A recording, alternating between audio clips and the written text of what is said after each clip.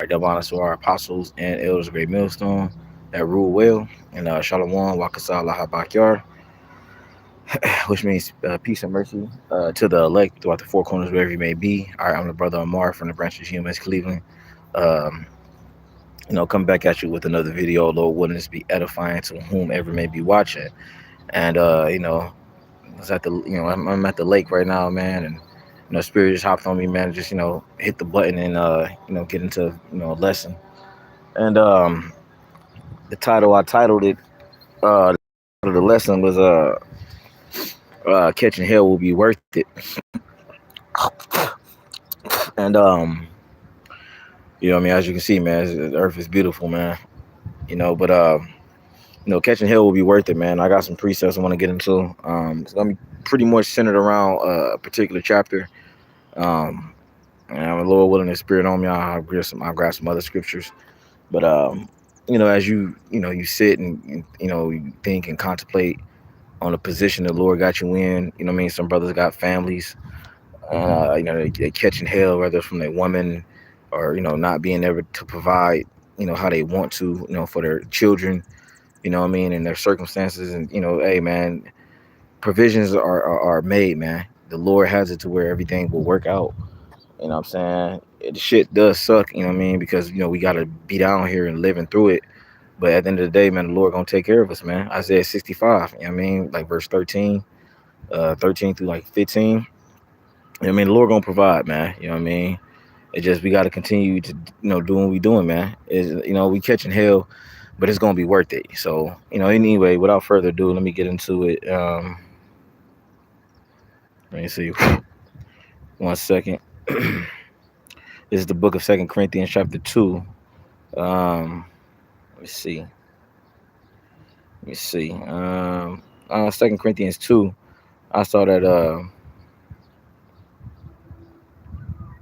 Let's see. I started.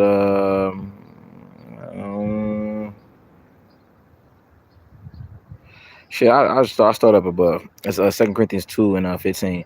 It says, "For all things are for yours." No, I started at 14. It says, "Knowing that He which raised up the Lord Yahushai shall raise up us also." It says, "By Yahushai, and shall present us with you. For all things are for your sakes." It says that the abundant grace might through the thanksgiving of many redound to the glory of Yahweh. Like, so, we doing, we giving up our lives. Some brothers have literally given up certain opportunities to so-called benefit their the so-called lives on this side just to preach this ministry and teach, which is worth it. What I'm saying? To lose carnally and you gain spiritually, but it's still a sacrifice that's not gonna go unnoticed by the Lord. So we doing all this for the elect's sake. All right. That's why it says, "For all things are for your sakes," man. Like when you look at the ministry and you look at like what the disciples was doing at that time. um they gave up their lives literally, and it's a chapter in Matthew the 19th chapter. You can read about it. One of the disciples actually asked, "Hey, what we gonna receive, for giving up our life pretty much." And the Lord said, "You're gonna receive plentyfold, so to speak, man. The Lord's gonna give us more than our hearts desire, man, especially the ones that gave up their lives on this side." So it says verse 16, it says, "For which cause we faint not." It says, "But though our outward man perish, yet the inward man is renewed day by day," man. So yeah, man, the outward man is catching hell. Brothers, got infirmities. Brothers, broke as hell. Catching hell from their families. You know what I'm saying? All type of shit, man. Behind on rent, behind on bills. But at the end of the day, man, the Lord is dealing still, even through the midst of this madness, man, that we're going through. All right. The outward man is perishing. You know what I'm saying? We brothers is so-called, we dead to the world. We don't really find no real enjoyment, being amongst these people and being in the world. When we only around brothers and teaching, that's where we get the most joy and the most of our our liveliness comes about. You know what I'm saying? It says it says for which cause we faint not. It says, "But though our man perish, yet the inward man is renewed day by day." And shalom to the Akim on the comment board. All right, so the inward man is being renewed day by day, man. All right, the hell that we catching is purifying purifying the inward man. All right, it's making it to where a lot of that dross, and that unwantedness is being thrown out. All right, by what certain hell that you catch, certain um what they call it, tribulations, trials, all those things is to purify you. All right, it says verse 17, it says, for our light affliction, which is but for a moment, worketh for us a far more exceeding and eternal weight of glory, man. So right, man, this scriptures I just read, it just says a light affliction. Like when you compare that to the men of old, man, the ancient the prophets, man, and which we are, those ancient prophets coming back. I don't want Ratazar. But when you read them stories and the scriptures about Paul and how he had to get let down by a basket, you know what I'm saying, when he was preaching, and they was persecuted, being thrown in prison just for teaching, you know what I'm saying, and bringing out this gospel, you know what I mean? Us, our lives compared to them is light. You know what I mean? You can still do certain things. You can still go to the store, buy some yan, you know what I'm saying? You can still get some box. You can do Netflix and chill. You can still do all that stuff, man. You play some slow tunes, and you know what I mean? You can do all that, man. Barbecue with the bros, watch some fights. But look, man, the Lord got it to where, man, this is hell, don't get me wrong, man, but it ain't as bad as sometimes we make it out to be. You know what I'm saying? So we just gotta, keep in mind, man, like I said, it always can be worse. You know what I'm saying? That was a saying I heard in the world. You know what I'm saying? It can always be worse, man, and that's so true. You know what I'm saying? Anyway, going back to verse 17, for our light affliction, which is but for a moment. This is a moment compared to the Lord, man. This is milliseconds compared to the Lord, man. You know what I'm saying? So, it seems like forever for us, man, but in the eyes of the Lord and his realm, this is not that long. You know what I'm saying? And especially when you compare it to eternity, you know what I'm saying? I'd rather catch hell now and be in paradise and having peace and stability forever, literally forever. You know what I'm saying? So, let these people have it on this go around, man. Because in the kingdom, these heathens they gonna be catching hell. You know what I'm saying? Especially if you're Edomite. It says, which is but for a moment worketh for us a far more exceeding and eternal weight of glory, man. Right. So this light affliction that we're going through, it ain't gonna compare unto the glory that we will receive. Through the hands, through Yahweh Shemel Shah. The Lord will literally crown the men of the Lord. That 144, he will literally crown them with those physical crowns, man. All right, and give them a position that's exalted above the rest of the Israel. All right. It says, while we look not at the things which are seen, but at the things which are not seen. It says, for the things which are seen are temporal. It says, but the things which are not seen are eternal. So yeah, this life is temporal, man. All right. Yeah, this ain't gonna always be how it is now, man. Eventually, the Lord will make it to will we will win. You know what I mean? And then the real good guys, which are Jake. You know what I mean? We will come out victorious, while the real bad guys, these Edomites and the rest of these heathens, they will catch the short end of the stick, man. You know what I mean? The brother Amnon Walla, Shalom, it says, well, second Peter 3:8, it says, but beloved, it says, be not ignorant of this one thing, that one day is with the Lord as 1,000 years, and 1,000 years is one day. Yep, yeah, the water for that, man. There you go. Perfect. You know what I'm saying? Perfect preset, bro. You know what I'm saying? There was I was thinking about that, but I didn't necessarily put it. Hold on real quick. Yeah. So I did that.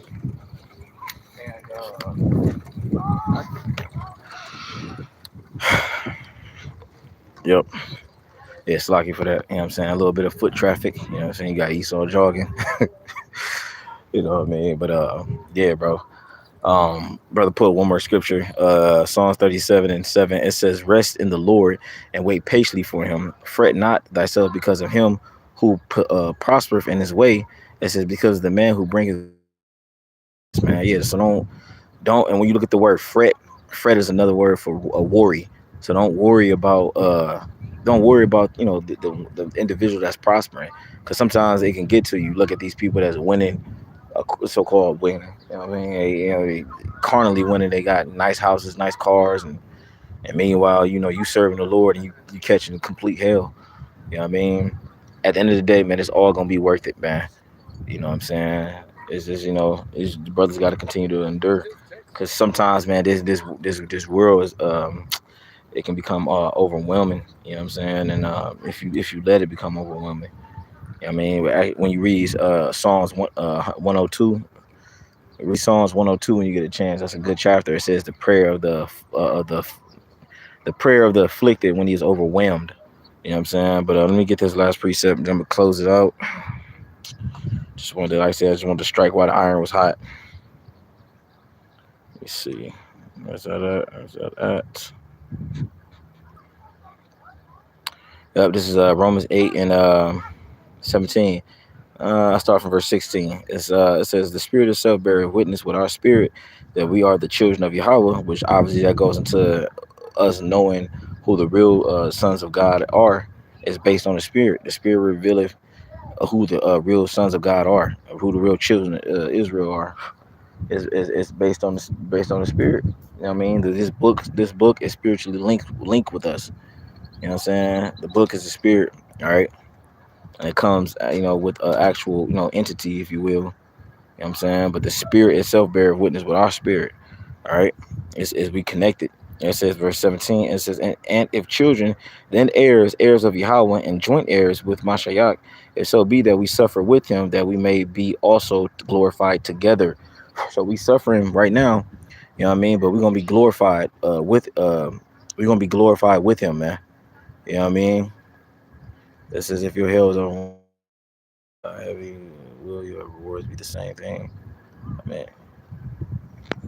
uh, Aliyah Kazak, he said, if your hell is overwhelming heavy, will your rewards be the same thing? It says, Salakia, I meant overwhelmingly heavy. I might have misread how you quoted it. I'm guessing the brother, meant if the hell that we catching is overwhelming, it shall pretty much shall not the reward be better or something like that. That's why if I like to interpret it, that's how he meant it. Correct me if I'm wrong, bro. But it says verse 18. It says, "For I reckon that the sufferings of this present time are not worthy, all right, are not worthy to be compared with the glory, says which shall be revealed in us, man."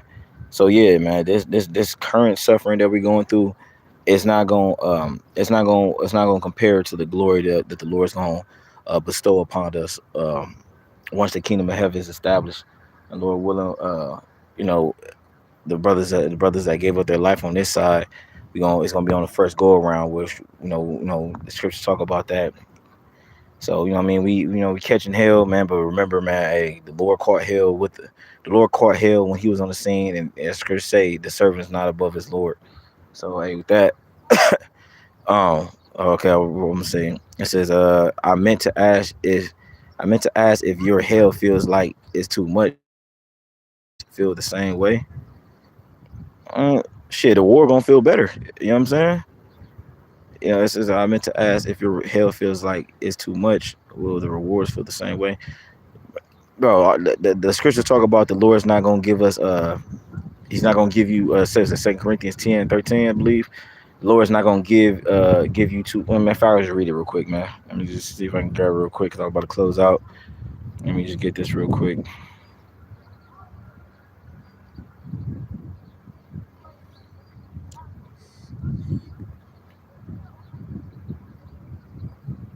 One second, Slocky.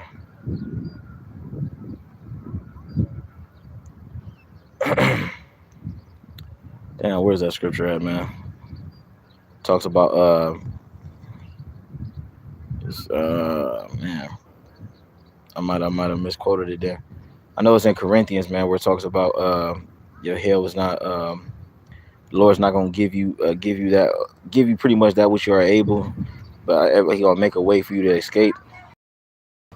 I don't know why I thought it was here, but basically, bro, what I'm about to say the reward is gonna outweigh the